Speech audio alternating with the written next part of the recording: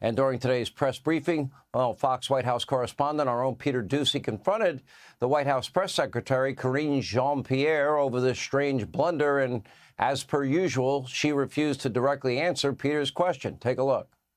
How is President Biden ever going to convince the 3/4 of voters who are worried about his physical and mental health that he is okay, even though in Las Vegas he told a story about recently talking to a French president who died in 1996? I'm not even going to go down that rabbit hole with you, sir. What is We're the going to rabbit hole? Go ahead. He said go he ahead. talked to Mitterrand. Go ahead. You saw the in president in Vegas, in California. You've seen the president in South Carolina. You saw him in Michigan. I'll just leave it there. Our very own Peter Doocy is joining us now with more. It's very obvious and transparent. We had Newt Gingrich on this show last night, Peter, and yesterday. He's now, for the first time only now, convinced that he doesn't think Joe is going to make it to November because the cognitive decline of late has been so steep. Do you see it? You're with him every day. What do you see? Well, first of all, greetings from the bottom of a rabbit hole. It's great that we have connection down here to be able to go live. But it is not a conspiracy to ask questions about mistakes the president makes, considering that it is not one person saying this doesn't seem like it's right. It's 3/4 of those polled by NBC News either have minor or major concerns about his mental and physical health, and that includes half of Democrats. And of course, everybody misspeaks from time to time. However, not everybody is running to be the president, and not everybody is running to be the oldest president ever. And so these things happen from time to time. There are very heavy issues that whoever the president is next time, come January 2025, are going to have to deal with. And again, it's 3/4 of everybody polled by NBC News. As to whether or not he's going to go the distance this campaign, we have no reason to think that he's planning to step aside. If he does, the plan is going to be for the running mate, Kamala Harris, to ascend. You hear people talking about, oh, well, maybe there could be something at the convention. There is nobody running a shadow campaign effective enough that it would make sense for them to slide somebody in there. The last time we really saw a prominent Democrat would be on your show debating Ron DeSantis. It was Gavin Newsom, but you don't hear as much from him anymore.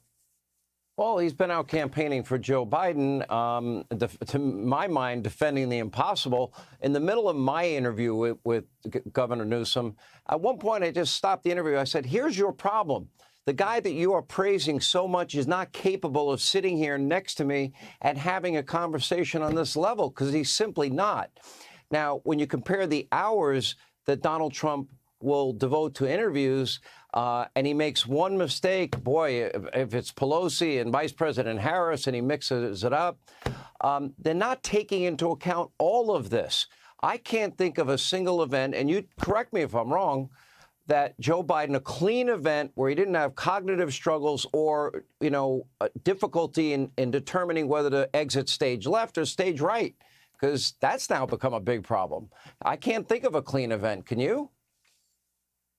Well, the problem now is that they do so little with him. It really is just 1 or 2 on-camera events a week that every word is so heavily scrutinized. When we first got on the Biden beat back in the social distance days, it was like 10 reporters in the room with him. He wanted to talk after every single set of prepared remarks. That was 3 or 4 times a week for 2.5 years. Now it's 3 or 4 times a month at best. And most of the time it's when he is exiting the White House South Lawn exit to go on a Marine One to fly somewhere. And it's you have to shout at him and he's shouting back at you because there's an aircraft 100 feet away. So that does seem to be the strategy, though. In fact, it was somebody in this. Yeah, but that's the old Reagan trick with Sam Donaldson. Sam? Good to see you. Can't hear you. But, so other presidents have used the sound of a helicopter. Go ahead.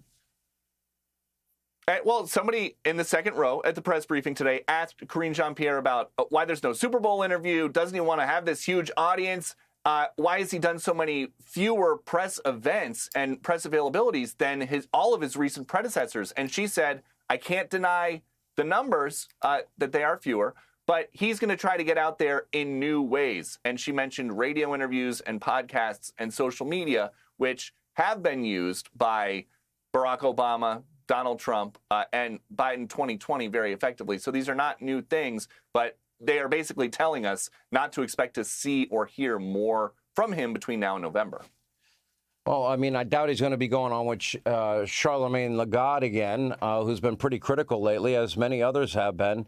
He said nobody's actively running a shadow campaign, and I would agree with you. I don't think Gavin Newsom is doing that. I mean, he was very clear that in his mind, if you take him at his word, and I'll take him at his word, that Kamala Harris would be next up.